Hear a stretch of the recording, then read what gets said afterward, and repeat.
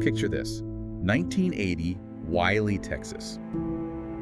One of those quiet suburbs, tree-lined streets, seemingly peaceful. Almost idyllic, right? The Oh, kind of place where everyone knows everyone. Exactly. But then that peaceful image just shatters violently on one specific summer day. And that brings us to our deep dive today. Yeah, we're plunging into a case that honestly still raises so many questions.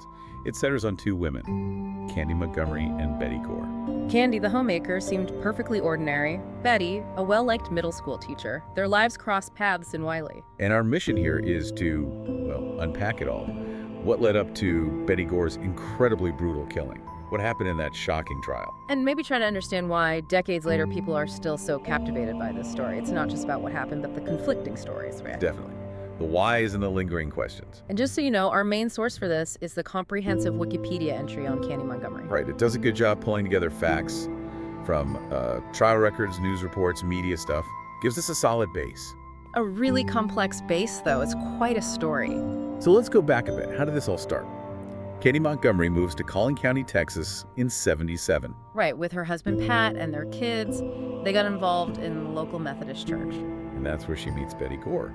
They live near each other, kids similar ages. Became friends, part of the same church community. Seemed like a typical suburban friendship forming. On the surface, yeah. But then things took a turn. A very significant turn. Despite this friendship, Candy Montgomery started an affair. With Betty's husband, Alan Gore. While both were married, both part of this close-knit church group, it was kept secret for months. And that secret relationship, it really set the stage for everything that followed. It absolutely did. Which brings us to that day, June 13th, 1980. Friday the 13th, no less. Alan Gore was away on a business trip. Yeah, and he started getting worried because he couldn't get hold of Betty on the phone. Called repeatedly, no answer. So he eventually asked some neighbors, hey, can you go check on her? And they did. They had to force their way into the house. What they found inside was just unimaginable. Truly horrific. Betty Gore was dead in the utility room. And the scene itself spoke volumes about the violence. She'd been hit 41 times. 41 times with a wood-splitting axe? It's hard to even comprehend that level of violence. Yeah, and there's another detail that just makes it even more heartbreaking. The baby, Bethany. Yeah, their infant daughter. She was found alive in her crib, awake, crying. And apparently had been alone there for about 13 hours. Just devastating. Absolutely. So the investigation kicks off immediately. Steve Duffybaugh from the Collin County Sheriff's Department is on it. And it quickly leads them to Candy Montgomery. Which then leads to the trial in McKinney, Texas, 8 days long. Presided over by District Judge Tom Ryan and Candy Montgomery's plea. Not guilty. She claimed self-defense. Right. Her defense team argued that Betty Gore found out about the affair, confronted Candy, and actually attacked her first. With the axe. Yes, that Betty grabbed the axe first. And Candy, in this telling, wrestled it away and then used it to defend herself. Okay, but 41 times. That's the part that seems almost impossible to square with self-defense. How did the defense tackle that? Well, that was the huge challenge. But they did have something quite unusual, maybe even surprising, in their corner. What was that? Candy had taken a polygraph test before the trial, a lie detector test. Okay. And the results, according to the defense, indicated she was telling the truth about her version of events. Huh. Now, polygraphs are tricky in court, aren't they? Often not admissible. Exactly. Their reliability is debated, so they usually aren't allowed as direct evidence. But knowing it happened, that the result was supposedly favorable to her, it definitely added a layer of complexity. You can see how it might plant a seed of doubt, even if not formally evidence. So what did the prosecution say? Tom O'Connell, the DA.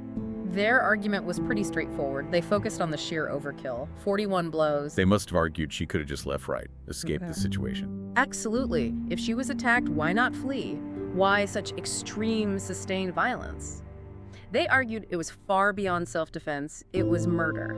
So you have these two completely opposing narratives, self-defense versus brutal overkill. What did the jury decide? This is probably the most shocking part of the whole story for many people. On October 30th, 1980, After just over 3 hours of deliberation, the jury, 9 women, 3 men, came back with the verdict. not guilty. Not guilty. Acquitted of murder. Wow. The reaction must have been intense. Oh, absolutely. Intense is putting it mildly. There was immediate public outcry. People in the community were stunned, angry. There were crowds outside the courthouse. Yeah, chanting, "Murderer, murderer," as Candy Montgomery left. It was clear the public did not accept the verdict. There's that quote from Betty Gore's father, Bob Pomeroy. It really sticks with you. It does. He said something like, "As far as I'm concerned, justice will be served. She has to live with it." I wouldn't say I was happy with the verdict. We don't know what happened, and we never will know what happened. Yeah.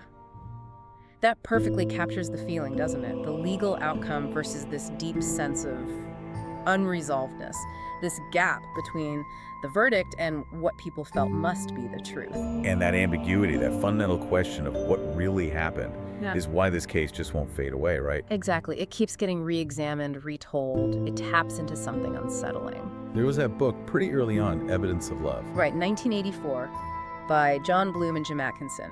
A deep dive into the case back then. And then the TV adaptation started. There was one in 1990. A Killing in a Small Town. Barbara Hershey played the character based on Candy, won awards for it, an Emmy and a Golden Globe.